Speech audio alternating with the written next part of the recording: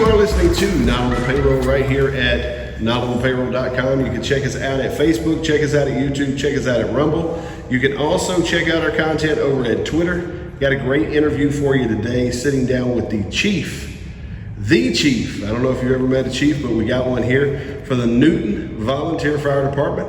Mr. Herb Kelley, man, I really appreciate you sitting down with me. Yes, sir, absolutely. So tell us a few things about what you guys are doing. I mean, obviously a lot of smoke still in the air. Obviously some, even as of today, still fires popping off all over the place. Yeah, the amount of rain that we've received, here lately just hasn't been enough. Sure. It's still dry. And some of the old fires, the big fires that we've had, because of the lightning and things like that, some of them are still burning, and we just ain't been able to get to them. Even with the dozers, with the forestry, it's been rough. Rough terrain. But it's just like we had 255 many times reunite and Sure. come back up. So that's happening because of the dryness. But yeah. We're getting smoke calls all the time, checking them and trying to do the best we can. And it's kind of, it's almost like I've noticed this myself.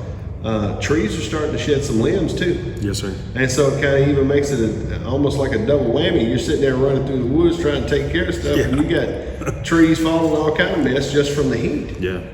The little storm that we got a couple days ago it basically wasn't much, but it was a lot of wind, right? And it blew a lot of trees down because they're dead, and, right? They just hadn't had any moisture, so we had a lot of debris on the roads. Yeah. So, yeah, it's been kind of wild. It's also been interesting to watch all of the really just the camaraderie from the third party looking in. The camaraderie amongst granted maybe it's more camaraderie like me and some of my cousins. Yeah.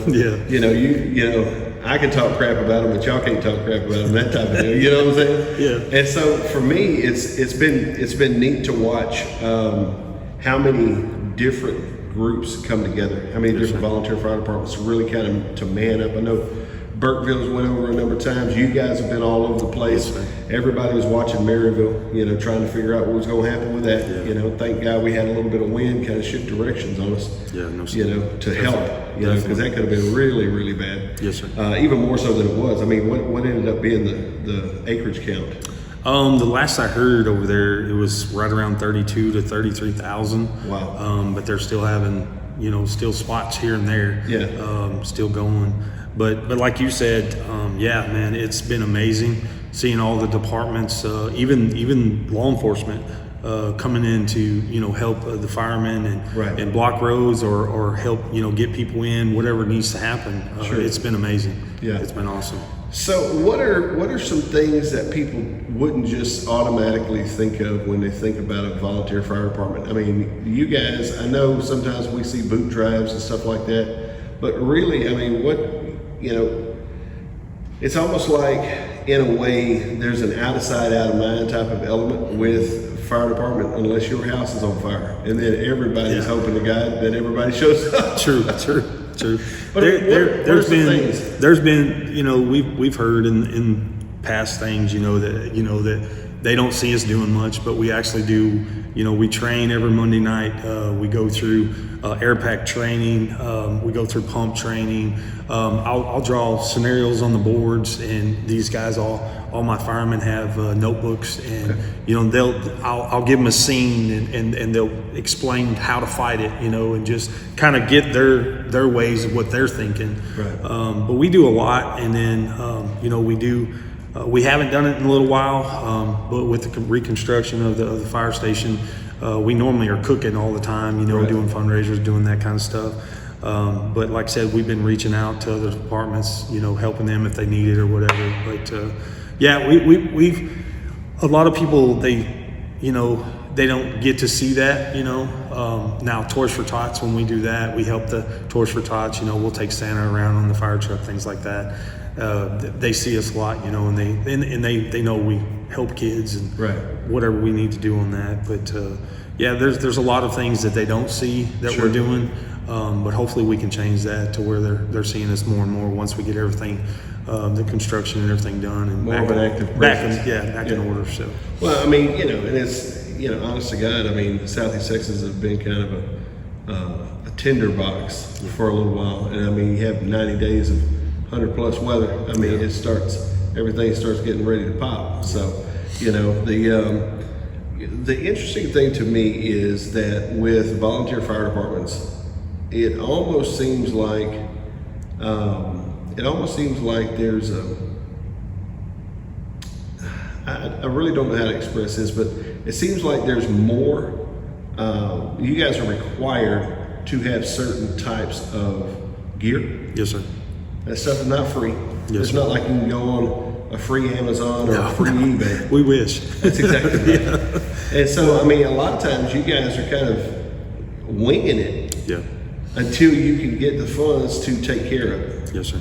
And so, what are some of the things right now that you guys are looking at that would be a benefit to y'all's cause here? You know, we reach out to Helping Hand because they do help all departments on gear, trucks, things like that. You know, like other departments, they'll reach out to us saying, hey, we're fixing to replace some of our gear. You know, it's still good. You know, some of the paid fire departments, and they'll donate to us. We've had trucks in the past where Tri-Community donated one to us. LaBelle with Charles Saunier, you know, they donated us a tanker a while back. So those things help a lot, you know. But the city, you know, the budget, you know, we have to stay in the budget and things, but the city does help a lot. I mean, tremendously. Right. You know, anything that we need, you know, if say we have a truck go down, you know, hey, we call them, you know, because you got to go through the steps and everything, but they have no problem, you know. Or if we need new gear, we needed some air packs before, you know, and they helped us out with that. So, so it's expensive.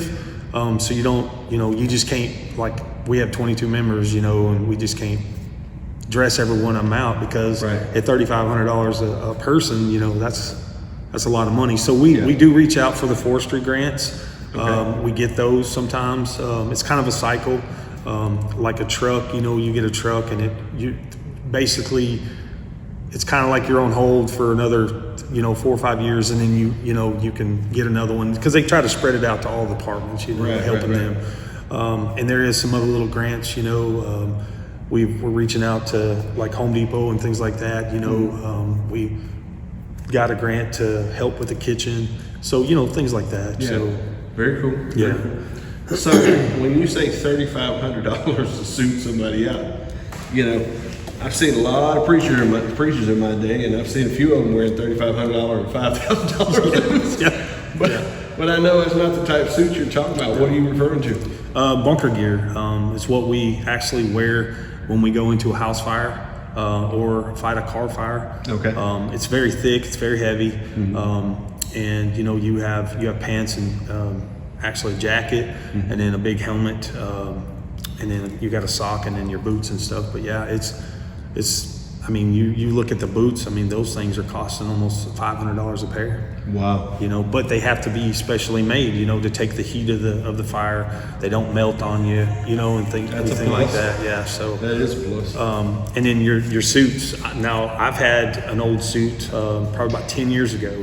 I had it on. It was donated at that time, and I believe, about 10. And we were in a house fire, and I had some fire dripping down on me, and didn't realize it, and it actually burned a hole. You know, so those things, you know, they like you to replace your bunker gear every 7 to 10 years. Oh, wow. That's kind of like their lifespan. So if you kind of go, and we've gone over that because, you know, like I said, everything being, you know, so expensive, but. We've been blessed not to anybody to really get, you know, burned or hurt with that. But yeah, it's something, man. It blew my mind when I first got in the business in 1996. I had no clue that this stuff cost that much, you know. And back there it was cheaper than it is now because everything's gone up so high. Right.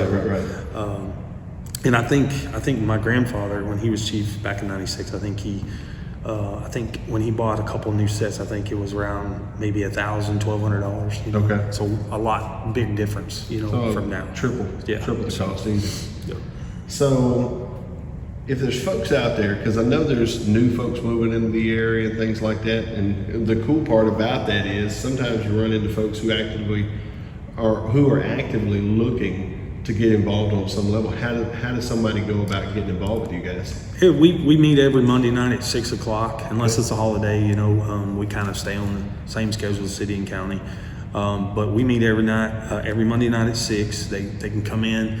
We have an application process that they have to go through. And then once they fill out the application, then in our bylaws, they have to be here 2 more meetings before we can vote on them. And then it's put up to a vote with all the firemen here. And like I said, it's just, I mean, we've had, since all the big fires and stuff's been happening in the last month, we've actually, I think we put 3 junior firemen, which we do have 1 in the fire school going through the fire academy. That's in high school, and then we had that's 2, over in Jasper. Yes, sir. Okay. And then we had 2 more juniors come on, and then they'll be able to actually go to the fire academy next year. And then we had 4 more new members that come in and just waiting to be voted in. But yeah, it's a little bit of a process, but it's not much. Right. And like I said, once they get in, man, we start the training. We do benefits. We help other people. If you basically Bonware, Trout Creek, East End and Burkeville, we all go to help them all the time. Right. It's kind of we all come together in that and decided, hey, if it's a house fire, then yeah, you guys roll in. If it's a big brush fire like right now, we're sending people. Yeah. So it makes a difference. Now you guys had a situation here just over the past few weeks with all these fires and stuff where you had, I think it was Miss Landrum. Yes, my assistant chief. Yes, your sir. Assistant chief. Yep. So what's the update with her? She is doing well. Okay. She basically what we were told is she was just dehydrated. Okay. With all the running, I mean, all the fires, and it's just in that time they just ain't slowed down. They were just constantly fighting fires and not getting a lot, enough rest because hey, this stuff makes us worry, because we don't want anybody's stuff to be lost. We don't want anything to be burned down or anything, Right. So, it's and with the Maryville thing that had us all, up in the roars, so there's a lot of stress involved in it too. But like I said, she went down on us, but we got her to the hospital. She's doing real well. She's a trooper anyway, so she's my right hand, person. I mean, Sure. she handles just roles. I mean, she goes whatever she needs to be doing. Absolutely. So with the volunteer situation, obviously, you have folks who work. Yeah. You have people out all the time. So, in an ideal world, okay, which I've never been to ideal world. Me neither. But in an ideal world, you say you have 22 volunteers. What would be an ideal kind of situation? Most times 6 to 8 is a good number that actually is able to come on a fire during the days. Night times a little bit more at times, Right. depending on, we do have some guys that work offshore. Yeah. So they're 14 out, 14 in, we do have some that work nights, so they're not able to be here. But a good number, probably I'd say 6 to 10, a good average number. 6 to 10 showing up for a call. Yeah, on a call. So, Gotcha. Now there's been some calls where there's only 3 or 4. Yeah. So and then we'd have to call, for assistance for, depending on how the fire was, if it was a house fire or a big Right. brush fire. So yeah. So really, if you could get your volunteer base up maybe to around 30, 35, that'd help out tremendously. Oh, big time. Big time. Because then you're looking at everybody having different schedules and True. and just being able to man that 6 to 10, that'd be a good thing. Yeah, it'd be nice. Is there anything you want to put out here to the public and just kind of let them know, kind of maybe some things coming up that you guys are looking to do, or? We're gonna be hopefully doing some fundraisers soon. Trying to get back out in the public. Because everybody loves it when we cook. Sure. Because we cook good food. And Right. we like to eat. So so that's a plus. We. Like I said, we've got Halloween coming up. Sure. We always do stuff for Halloween for the candy for the kids. We got Christmas coming. We always involved in that with the nursing home and all the kids. So this always a fun, from October to December is always a fun time for us. Because we really love being there and doing those kind of things. man, if they want to join, it'd be amazing. We are still kind of under construction, but we're getting there. It's coming along well. We got an awesome team. Right. I just can't say enough about the guys and the ladies that are here doing what they do. Sure. They just amaze me every time we go out and fight a fire or whatever we're doing. So, but like I said, we do have things that we love to do. We also do pageants, Okay. For the kids and all the way to grown-ups. I mean, Okay. we got a Halloween pageant coming up. The kids love that. They That'd get be to cool. dress up. That's So. right. We did do a Halloween spook house one time, but we haven't done that again. But I know everybody's trying to get me to do it again because they loved it. They really had a great time. But Sure. it's just time, because we do have a lot of people that work. Right. So it does, make a difference. But like I said, just everybody out there, man, just know that, hey, this little bit of rain's it hasn't come close to helping. Sure. Don't be burning. I don't want them to get tickets neither. But it's a safety thing. We just don't want anybody to get hurt or killed. So Absolutely, man. Absolutely. Well, man, I think the entire community would share this sentiment with saying that we appreciate y'all's hard work and your efforts. Yes, for sir. sure. Yes, You sir. know, We appreciate the community big time too, because I'm telling you, I know you've seen it. Is when something's going on like this, man, everybody comes together, and it's amazing. It's huge. It is. And it makes you feel good. Yeah. A lot of times it makes you forget what kind of Facebook drama you was in. Yeah, it does. It draws all that away. Yeah, it definitely takes that away. But Well, listen, man, I really appreciate you sitting down with me, and Yes, sir. hopefully we can find some better ways as a community to serve you guys as well. So Yes, sir. we'll kind of get dialed in a little bit more on some of those things and get those on the agenda moving forward. But Yes, sir. But I really appreciate y'all's work, and I appreciate y'all's efforts for sure.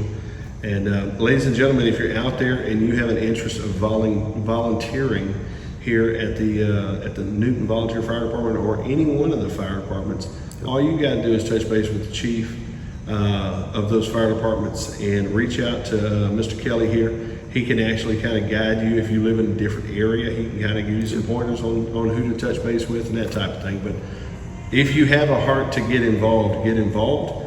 And you never know what your efforts and your hand in the mix could do to help strengthen a volunteer fire department. That's the key. Big time. That's the key. It's all about Yes, the sir. people. Yes, sir. Ladies and gentlemen, you've been listening to Not on the Payroll. Check us out on Facebook, check us out on YouTube, check us out on Rumble, or check us out on Twitter. But either way, we need to really focus on doing good in our communities the best we can. That's what we're here for. Sometimes we need to shut off, even though you're probably watching this through Facebook, we need to shut off Facebook sometimes and go be nice to our neighbor. How about that? Absolutely. So having said that, ladies and gentlemen, you guys have a great weekend. We love you.